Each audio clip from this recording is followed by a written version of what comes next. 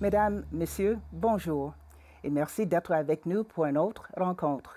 Si vous restez à Thetford, vous pouvez voir mon invité un peu dans tous les décors parce qu'il aime les cuisines, donc souvent on le voit en restauration, lunetterie,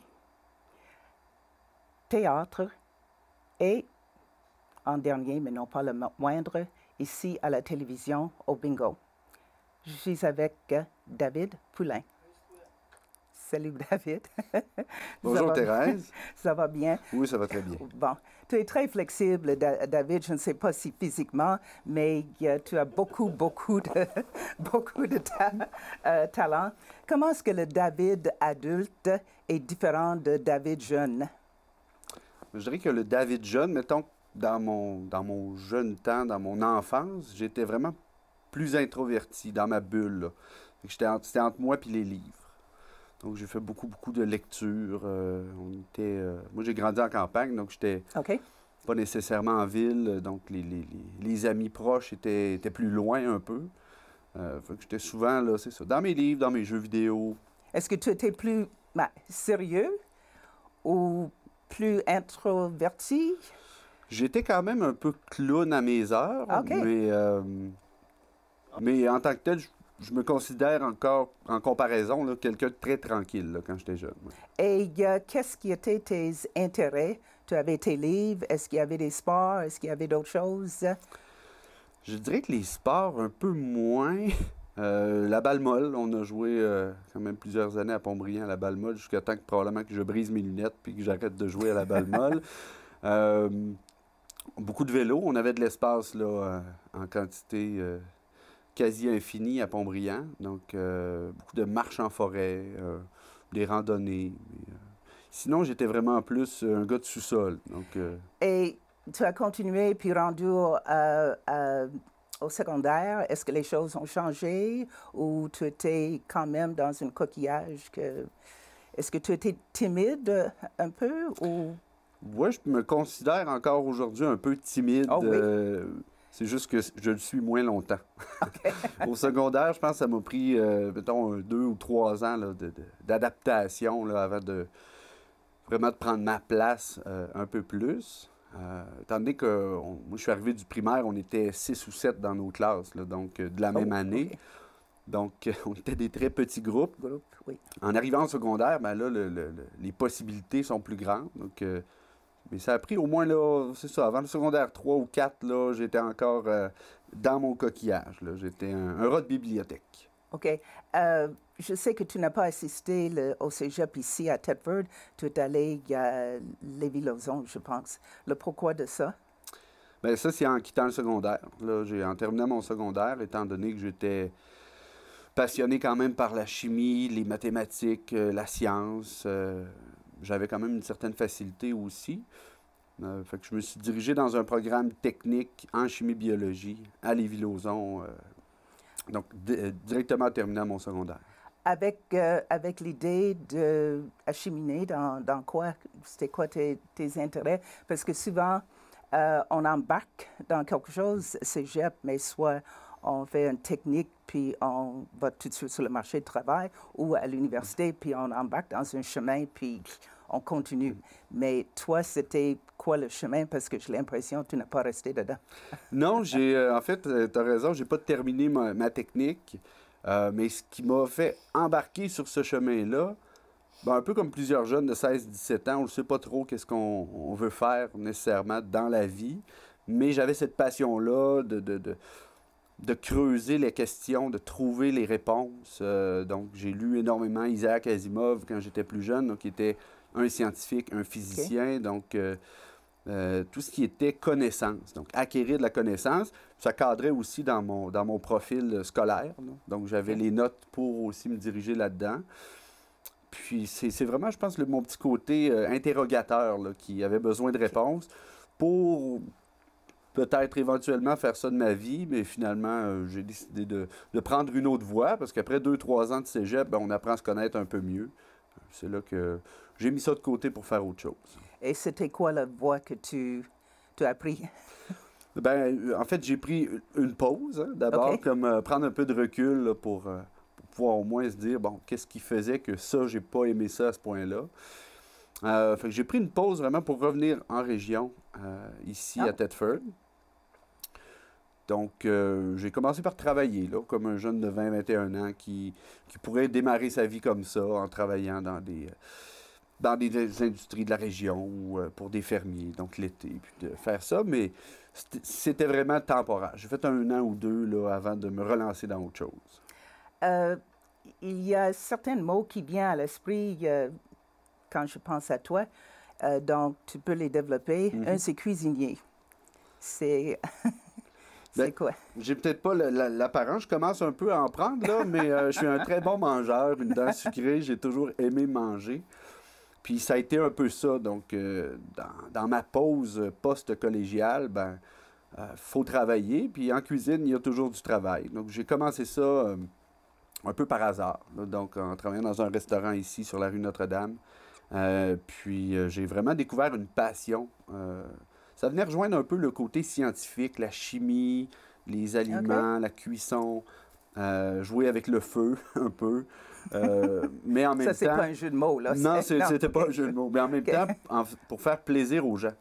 Donc, en cuisine, c'est de se donner à son meilleur pour que les gens aiment ce qu'ils mangent. Puis, en même temps, souvent, on a un retour rapide. Quand l'assiette revient vide, on a notre réponse. Exact. Donc, c'est de la science appliquée, mais à petite échelle. Puis, j'ai vraiment adoré. J'ai fait plusieurs années en cuisine, mais ça a été vraiment par hasard, là. Donc, je remercie encore Mario Mador, là, s'il écoute l'émission, de m'avoir pris sous son aile puis de m'avoir donné tous les trucs de base. Ouais. Un autre mot qui vient, c'est musique. La musique, ça, je pense que c'est ce qui a manqué un peu dans mon enfance. Pas la musique, parce qu'on en a écouté beaucoup. Mon père écoutait énormément de musique francophone. Ma mère a toujours été une mélomane quand même en son genre. Mais il n'y avait pas de musicien dans la famille. Donc, on faisait des feux de camp régulièrement. Il n'y avait pas de musique autour du feu, comme on voit dans les vidéoclips de Paul Piché, là. Oui. Donc, fait que j'ai décidé en même temps, me créer un passe-temps. Donc, pour me sortir la tête des études, d'acheter une guitare, un livret des Beatles. Donc, c'est la guitare que tu joues? Oui, OK. oui. Donc, est-ce que tu as joué avec un groupe ou comment? J'ai fait beaucoup de musique en solitaire parce que encore là, je suis encore un peu introverti à cette époque-là quand je commence. Donc, c'est pour moi-même. Le temps d'apprendre aussi avant d'être bon assez pour pouvoir jouer devant les gens. Mais j'ai fait partie de plusieurs groupes au Cégep à Garneau quelques années plus tard. Mais j'ai eu des amis, donc moi avec mon frère, puis 2 de nos amis, qui étaient 2 frères aussi. On a eu un groupe éphémère qui s'est appelé Les Frères Poil et leurs alcoolites. OK. Donc c'était moi et mon frère avec les cheveux longs, puis les 2 frères Dion qui faisaient du rock'n'roll. Eux étaient bons musiciens. Moi et mon frère, on était plus des bêtes de scène. OK. Le dernier mot qui vient à l'esprit, c'est l'impro. Qu'est-ce qui t'a attiré dans l'impro? Parce que je l'associe beaucoup avec toi. Oui, puis ça m'a amené vraiment plus loin aussi dans mon cheminement personnel, dans ma vie publique, dans ma vie sociale aussi. Ça m'a aidé beaucoup, mais l'impro, un peu par hasard. Une petite bonne circonstance. 2001, au Cégep de Thetford, je me suis inscrit quand même pour faire quelques cours comme étudiant libre que j'avais déjà fait pour me réintégrer un peu à Thetford. Et puis, est arrivé plusieurs personnes en même temps. Rémi Allard qui venait entraîner une équipe d'improvisation qui n'existait pas encore. Okay. Lui était prêt, avait donné son nom au cégep. Des gars comme Maxime Garneau, Audrey Proulx, qui eux avaient fait de l'improvisation, puis voulaient avoir de l'improvisation pendant leurs études. Puis moi qui tournais un peu autour de ça, j'ai décidé d'embarquer. Puis j'ai commencé en 2001 comme joueur. Ouais. Toi, tu aimes ça, comme par exemple, moi, là, non. Il faut que ça soit préparé, mais c'est quoi? Tu n'es pas nerveux, tu embarques facilement? Bien, il y a une grosse différence entre 2019 et 2001 quand j'ai commencé. Okay. Je voudrais pas nécessairement revoir les enregistrements des matchs que j'ai fait en 2001. C'est quelque chose qui s'acquiert aussi, un peu comme la guitare ou une seconde langue. Il faut prendre le temps d'apprendre les bases, ensuite de ça, d'être à l'aise pour pouvoir l'utiliser, là. Ceci dit, il y a un petit oiseau qui m'a dit que malgré ton expérience, apparemment lors de l'intercollégial de théâtre au Cégep, le dicton « fais ce que je dis, pas ce que je fais » était applicable parce que... Bien, en fait, c'est l'année dernière à l'intercollégial qu'il y a eu ici au Cégep de Thetford.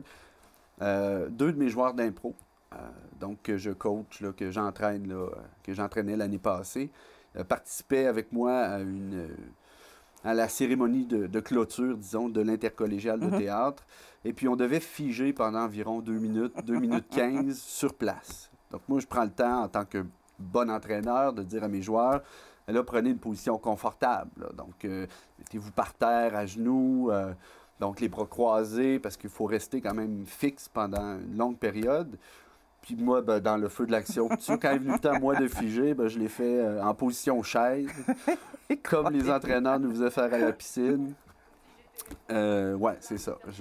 Puis j'ai eu beaucoup de temps pour réfléchir à pourquoi je m'étais retrouvé dans cette position-là. Ça a paru même très, très long, 2 minutes 15, 2 minutes 30. Mais ouais, c'est ça. Fais ce que je dis, pas ce que je fais. Ouais. Oui, la prochaine fois, tu devrais suivre tes propres conseils. Oui, c'est ça. Je vais commencer à me parler dans un miroir. Ça pourrait peut-être m'aider. En 2003 et je pense qu'en 2013, il y avait des grands tournants, des choses qui ont affecté ou pointé. Peux-tu expliquer qu'est-ce qui est arrivé à ces moments-là? Bien, c'est drôle parce que c'est une période de 10 ans. Puis on dirait que moi, dans ma vie, de 10 ans, il se passe toujours des changements. Donc, je ne sais pas si c'est l'alignement des planètes ou le soleil. Parce que je suis entré au Cégep la première fois en 99, puis je suis retourné en 2009, 10 ans plus tard. Okay. En 2003, là, on est 2019, donc je ne sais pas là, ce qui se passe. Ça, l'année achève, là, mais pour l'instant, les changements vont... C'est en douceur cette année. Fait que ça, c'est correct. Mais en 2003, j'étais un peu impliqué dans la région. À ce moment-là, je me disais, il faudrait peut-être que je me trouve autre chose à faire, là, donc de plus concret, de plus permanent. Puis j'étais en incertitude sur une petite période de chômage. Puis ma mère m'indique dans le journal, dans le Courrier Frontenac, qu'il cherchait un animateur pour faire la mascotte des Jeux du Québec en 2003, qui avait lieu ici à Thetford, les Jeux du Québec d'été, qui était un poste quand même permanent jusqu'aux Jeux du Québec. Je ne suis pas nécessairement un athlète, je ne suis pas nécessairement acrobate non plus, mais je suis clown. Fait que je me dis ça allait bien. Fait que, et tu es caché. Puis j'étais caché, là. Oui. Fait que j'étais introverti dans un costume de lièvre, mais je pouvais être qui j'étais. Puis non, j'ai foncé là-dedans. Une belle aventure qu'on a vécue en 2003. Ça m'a permis de connaître plein de gens que je rencontre encore aujourd'hui. Puis ça a été un gros tournant parce que c'était vraiment de m'impliquer avec une équipe, dans un travail, dans un but commun. Puis vraiment quelque chose de concret, puis d'apporter comme ce bébé-là jusqu'au bout. Puis en retirer aussi les mérites, en retirer les souvenirs. Après 2003, là, je me suis on dirait que ça m'a allumé la flamme, là, pour ne pas faire de jeu de mots avec les Jeux du Québec. Mais oui, quand la flamme s'est éteinte en 2003, moi, la mienne s'est allumée. Okay.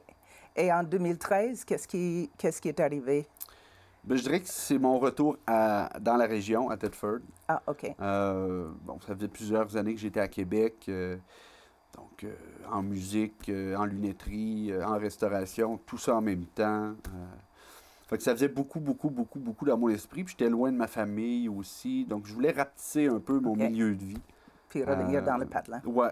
Fait que j'ai quitté un peu sur un coup de tête, un peu par la force des choses. Mais ouais, je suis revenu dans la région. Puis vraiment, depuis...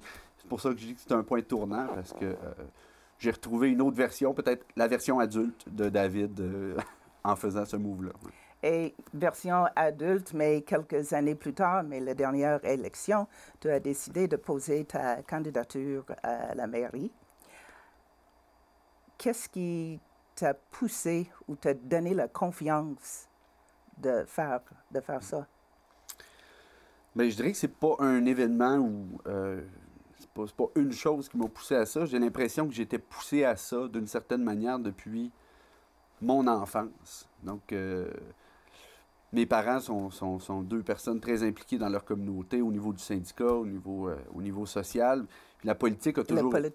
La politique, oui. ça a toujours fait une partie. Ils n'ont jamais fait de politique directe, mais beaucoup d'implications sur des comités, donc des comités scolaires, mais qui étaient très sensibilisés à la politique au niveau provincial ou municipal. Donc, c'était toujours aussi en réflexion, un peu en famille, dans nos soupers de famille. On jasait un peu toujours de ça. Fait que d'être au fait des choses, puis de voir que le changement, ça peut se faire aussi.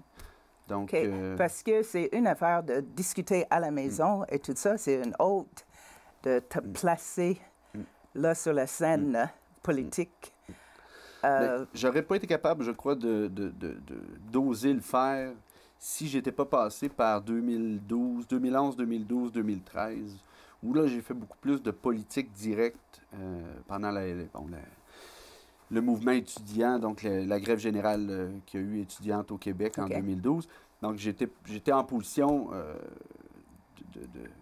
de porte-parole, d'une certaine manière, de l'association au Cégep Garneau dans toute cette lutte-là. Donc, j'étais en sensibilisation, même en action pour pouvoir vraiment amener des changements au niveau du milieu étudiant au Québec. Ça a été une bonne école. Ça m'a donné un peu cette confiance-là, puis le guts d'y aller, d'avoir les tripes de le faire. Puis à la dernière élection municipale, il faut dire qu'il n'y avait aucun candidat qui s'opposait donc au maire Marc-Alexandre Brousseau qui se représentait. Puis juste par souci de morale démocratique. Pour moi, j'habite puis je vis dans une démocratie. Je vais grandir dans une démocratie. Donc pour moi, la démocratie, ça doit s'exprimer puis ça doit exister. On peut pas juste l'oublier cette année-là parce que finalement, il n'y a pas d'opposition. Donc, c'était pour permettre qu'il y ait un débat d'idées, que les gens puissent poser des questions, puis en même temps un peu que la population en général, puis même les plus jeunes, donc là je m'adresse aux votants, mais ceux qui vont aussi voter un jour, que la politique municipale, que je priorise d'une certaine manière, c'est le moment, c'est le lieu pour pouvoir améliorer sa région, améliorer son milieu de vie, améliorer donc l'avenir aussi dans lequel on va grandir. C'était un peu sur ces valeurs-là, peut-être idéalistes un peu, qui me vient en partie de mes parents, mais en partie de mes lectures, d'avoir lu Aldous Huxley, Le meilleur des mondes, de voir tout ce qui nous entoure. Je refusais d'être inactif. Je me devais d'agir. Ça a été fait un peu à la dernière minute. J'aurais pu être mieux préparé, mais je regrette vraiment pas la décision. Le fait que tu n'as pas, c'est sûr que tu n'as pas gagné, mais ce n'est pas négatif. Qu'est-ce que tu as appris et est-ce que ça c'est quelque chose que à l'avenir que tu penses que tu peux te relancer à nouveau? C'est drôle parce que là, présentement, on est en élection fédérale. Oui.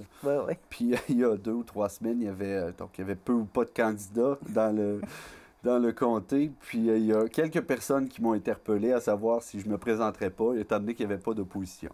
Ah oui? Mais là, ça m'a fait bien rigoler parce que je fais pas ça simplement pour me lancer comme ça. Au municipal, je suis déjà impliqué d'une certaine manière avec Héritage Centre-Ville. Donc, en étant vice-président de l'organisme. OK. Donc, je reste quand même impliqué. Pour ce qui est des élections municipales, à l'époque, je me suis présenté, il n'y avait aucune opposition par rapport à M. le maire Brousseau. Est-ce que ça va être la même chose dans 2 ans? À voir. Mais il est certain que le poste de conseiller municipal aussi, je pense, irait bien. Donc, je pense que j'ai déjà le veston idéal pour les conseils de ville. Il faut changer le gilet. Oui, il faut que je change le gilet. Pas perdu pantoute. Ouais, je suis à la bonne place. Oh, mais c'est correct. OK.